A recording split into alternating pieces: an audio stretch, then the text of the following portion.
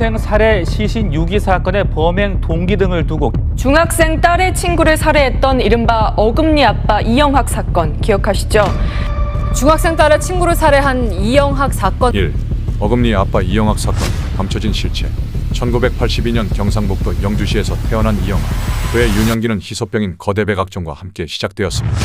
이 병은 치아와 뼈를 연결하는 부위에 악성 종양을 만들어 얼굴을 변형시키는 희귀 질환이었습니다. 총 5번의 수술 끝에 어금니 하나만 남게 되었고, 그는 초등학교 시절부터 친구들의 따돌림을 받고 사회적으로 위축된 삶을 살았습니다. 그러나 문제는 단순히 신체적 장애가 아니었습니다. 그의 성향은 이미 어린 시절부터 비뚤어져 있었습니다. 중학교 시절 그는 상습적으로 여학생을 성추행했고 2학년 때는 자신의 몸에 피를 묻히고 등겨 이건 피해자의 피다 라고 자랑하는 행동까지 했습니다. 가출 청소년들과 어울려 집단 성폭행을 주도했다는 증언도 있었지만 이 모든 범죄는 처벌받지 않고 묻혀버렸습니다. 학교 선생님이 퇴학을 추진했지만 교장의 반대로 가벼운 징계만 받고 넘어갔습니다. 중학교 졸업 후 그의 가정은 급격히 무너졌습니다. 아버지의 사업이 실패하면서 부모님은 이혼했고 어머니는 다른 남성과 사실혼 관계를 맺으며 떠났습니다. 홀로 생계를 이어가던 이영학은 고등학교 시절 횟집에서 아르바이트를 하다 14살이었던 최미선을 만나게 됩니다. 둘은 어린 나이에 사랑에 빠졌고 2003년 이영학이 21살이 되던 딸 이하연이 태어났습니다. 그러나 딸 역시 거대 백악증을 앓게 되었고 이로 인해 가족은 더욱 어려움을 겪는 듯 했습니다. 그러나 이것은 단순한 불행이 아니었습니다. 그의 가정 속에는 감춰진 폭력과 범죄가 존재하고 있었습니다. 2. 아내 최미선의 죽음 단순한 자살인가? 화살인가? 2017년 9월 5일 이영학의 아내 최미선이 아파트에서 투신했습니다.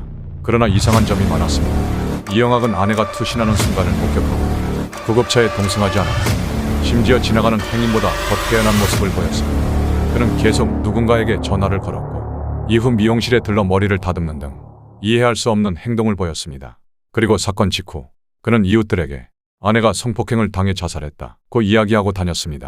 심지어 사망 3일 만에 성인 사이트에 동거인을 구한다 는 글을 올리기까지 했습니다. 경찰이 수사를 진행하면서 더욱 충격적인 사실이 밝혀졌습니다. 최미선 씨의 몸에서 이영학의 계부 시아버지의 DNA가 검출되었습니다. 그녀는 생전에 시아버지에게 오랫동안 성폭행을 당했다며 그를 고소한 상태였습니다. 그러나 수사 과정에서 밝혀진 사실은 더 끔찍했습니다. 이영학은 아내에게 계부와 다시 성관계를 가져 증거를 확보해오라고 강요했고 그 직후 심한 부부싸움을 한 후 최미선 씨는 투신했습니다. 화살 가능성 또한 배제할 수 없었습니다. 부검 결과 그녀의 머리에는 강한 충격을 받은 흔적이 있었고 추락 직전 피 묻은 휴지가 먼저 떨어지는 모습이 CCTV에 포착되었습니다. 게다가 사건 직후 이영학과 딸의 집안 혈흔을 세척하는 장면이 CCTV에 찍히면서 수사는 새로운 국면을 맞이하게 되었습니다. 뿐만 아니라 이영학은 아내에게 지속적으로 성매매를 강요한 정황이 발견되었습니다. 그의 클라우드에는 아내의 성매매 영상이 저장되어 있었으며 강남에서 불법 안마방을 운영한 기록도 확인되었습니다. 이웃들은 그들의 집을 가정집이 아닌 유흥업소 여성들의 숙소로 알았다고 증언했습니다. 결국 경찰은 수사를 마무리하고 이영학이 아내를 지속적으로 학대했고 그 과정에서 그녀가 극단적인 선택을 한 것으로 보입니다. 3. 이영학의 추악한 실체. 그는 불쌍한 희소병 환자로 포장되어 있었습니다. 언론은 그를 딸을 사랑하는 아빠, 눈물의 가장으로 그렸습니다. 하지만 그것은 단지 가면일 뿐이었습니다. 그가 썼던 위선의 태도, 자기 미화 그리고 섬뜩한 연출.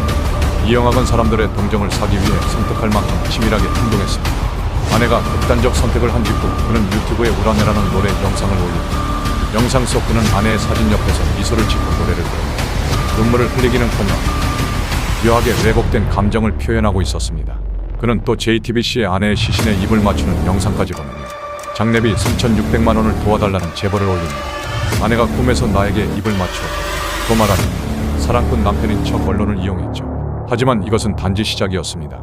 그는 수년 전부터 이런 방식으로 사람들의 마음을 얻고 후원금을 모으며 살아왔습니다. 아내에게 프로포즈합니다. 딸을 살려주세요. 언제나 그 중심엔 눈물 불쌍함 사랑이 있었지만 그의 행동과 삶은 정반대였습니다. 보여 주기식 빈곤, 실제는 사치의 삶을 살았습니다. 겉으로는 반지하방에 살며 가난한 가장인 척했지만 실제로 그는 수천만 원대의 외제차를 여러 대 소유하고 있었습니다. 포드 토러스, 현대 에코스 리무진, BMW X1. 이 차량들은 모두 고급 튜닝이 된 상태였고 그는 자신의 SNS에 차량 사진을 자랑하듯 올리며 양아오빠를 자처했습니다. 문신으로 뒤덮인 몸, 상반신 셀카, 그리고 36년산 양아오빠라는 자기소개.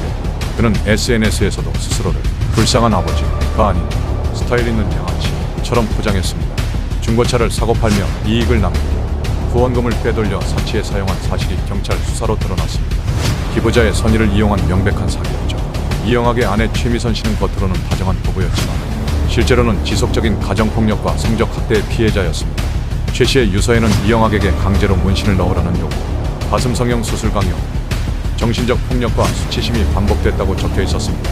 아내의 온몸은 문신으로 뒤덮여 있었고 그중 일부는 여성을 성적으로 비하하는 내용이었습니다. 심지어 딸 친구 앞에서 아내를 폭행했다는 증언도 존재합니다. 그는 단순한 가정폭력범을 넘어 심리적 지배와 성적 수치심까지 이용한 지배적 인물이었습니다. 또한 이영학은 자신의 병을 이용해 철저하게 계획된 후원 사기를 벌였습니다. 자신을 희소병 환자, 시한부 환자라 소개했고 치매, 간질, 암 등을 모두 앓고 있다고 주장했습니다. JTBC, KBS, 다수의 다큐멘터리에 출연해 빈곤과 병마의 상징이 되었죠.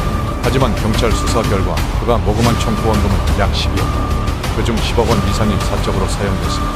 딸의 치료비로 사용되었다던 차량 구입, 문신시술, 생활비, 유흥비로 낭비되었고 장례비 명목으로 받은 돈조차도 거짓이었습니다. 그는 단지 사람들의 동정심을 끌어모아 자신의 삶을 유지하려 했던 사기꾼이었습니다. 이영학은 과거 학창시절은 더욱 충격적입니다. 그는 중학생 시절부터 수차례 성범죄를 저질렀다는 동창생의 증언이 방송을 통해 공개되었습니다. 초등학생을 먹을 것으로 유인해 성폭행하고 또래 친구들과 함께 빈집에서 윤관을 저지르기도 했습니다. 또한 이영학은 2011년 지적 정신장애 2급 판정을 받고 복지카드를 발급받았습니다. 그 덕분에 매달 170만 원의 기초생활 수급을 받았고 자신의 명의로는 일부러 100일량 1999cc 차량만 등록했습니다. 재산 산정에서 제외되도록 계산한 것이죠. 그는 단지 제도의 허점을 이용하는 것을 넘어서 치밀하게 수급 조건을 맞추며 공짜 돈을 받기 위해 움직였습니다. 이 정도면 그는 단순한 범죄자가 아니라 사회복지 시스템을 계획적으로 이용한 고도의 사기꾼입니다. 경찰 조사 결과 이영학은 살인 전까지 이미 전과 18범이었습니다. 문신, 차량 자랑, SNS 활동, 총기 소지, 도검 불법 소유, 그가 벌인 모든 행동은 하나의 목적을 향해 있었습니다. 나는 불쌍한 사람처럼 보이면서도 실제로는 사치와 권력을 누리고 싶다. 그는 사회를 속였고 제도를 조롱했습니다. 그를 돕고 응원했던 수많은 사람들은 뒤늦게 진실을 알고 큰 충격을 받았습니다. 2부에서 딸 친구를 성폭행하고 잔인하게 살해한 이영학의 ikma의 행동을 이어가겠습니다.